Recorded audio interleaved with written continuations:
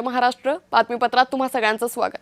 बातमीपत्राच्या सुरुवातीला धक्कादायक बातमी भिवंडीतून। भिवंडीमध्ये धोकादायक इमारत कोसळली आहे, ज्यामध्ये एकाचा मृत्यू झालाय, काही जण अडकल्याची शक्यता आहे। इमारतीची दुरुस्ती सुरू असताना ही दुर्घटना घडली। काही कुटुंबांना वेळीच बाहेर काढण्यात आले।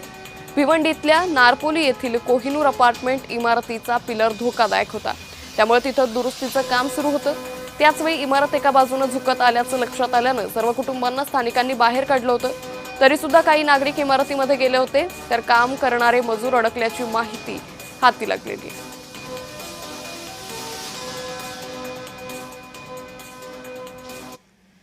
ही कोहिनूर नावाची एक बिल्डिंग होती, त्या बाजूलाही लागून एक बिल्डिंग होती 4 माळ्याची।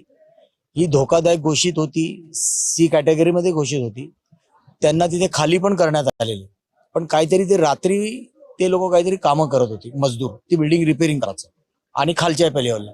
आणि ते जे बिल्डिंग मध्ये रहिवासी होते राहणारे, 1-2 तिकडे काहीतरी जा ये करायचं, तिकडे त्यांची घर लॉक असले तरी पण ते जा येण्याचं काम करत होते। म्हणजे असे 6-7 जण ह्याच्यात दबलेले असं वाटत होते। बिल्डिंग मधले बाकीचे लोक सगळी बाहेर निघालेली होती। मेरी मम्मी और मेरे पापा बाहर निकले और मैं उसमें फंस चुकी थी, मैं उसमें पूरी दब चुकी थी। फिर भी मैंने कोशिश किया, वहाँ की पूरी पानी, वहाँ की पूरी मट्टी मुझको पूरे दबा चुकी थी। मैंने मतलब वहाँ पे मतलब खो चुकी थी एक तरह से। फिर मैंने कोशिश नहीं हारा, फिर भी वहाँ से मैंने निकलने की पूरी तरह से कोशिश की। मैं अपनी मम्मी अपने पापा को दोनों का आवाज लगाई, तो भी मम्मी पापा तक आवाज बिल्कुल भी नहीं गई। मम्मी पापा भी मुझे आवाज लगा रहे थे, तो भी मम्मी पापा का भी आवाज नहीं आ रहा था, ना मेरा आवाज आ रहा था।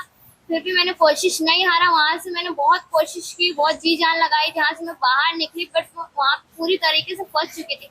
मतलब ये वर्कर्स जो थे, ये काम सही तरीके से नहीं किए, नहीं कहा जो सही तरीके से किया होता तो आज ये हादसा नहीं होता। एक साइड से बिल्डिंग की जो दीवार है वो फटने लगी, उसके वजह से नीचे पिलर का काम चालू था। उधर ही पे ठोकम ठाकी चालू थी, तो उससे झटके से बिल्डिंग गिर गई। बिल्डिंग कितने बजे गिरी रात को? ये गिरी है लगभग 11 पौने 11 बजे तक। अंदाज तो है कि बहुत लोग फंसे थे।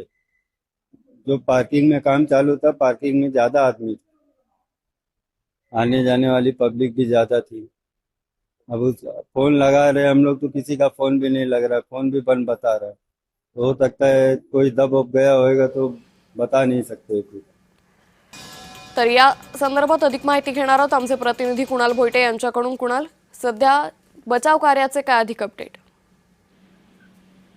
अंकिता, खरं तर ही बिल्डिंग कोसळल्यानंतर या ठिकाणी मदत कार्य जे आहे ते लवकरच पोहोचलेलं आहे। एनडीआरएफची टीम असेल, त्याचप्रमाणे महापालिकेची आपत्कालीन टीम असेल, या सगळ्या टीम ज्या आहेत त्या आता ढिगारा बाजूला करायला चालू केलेलं आहे। आतापर्यंत 2 जण दगावल्याची जी माहिती आहे, प्राथमिक माहिती ही मिळते, मात्र आणखी काही जण अडकले असल्याची देखील भीती आहे आणि याचमुळे ढिगाऱ्याखाली सर्च ऑपरेशन देखील सुरू आहे। आणि या सगळ्या संदर्भात आपत्कालीन टीम असेल आणि इतर ज्या काही सुरक्षा रक्षक आहेत ते देखील आता त्या ठिकाणी तैनात करण्यात आलेले आहेत।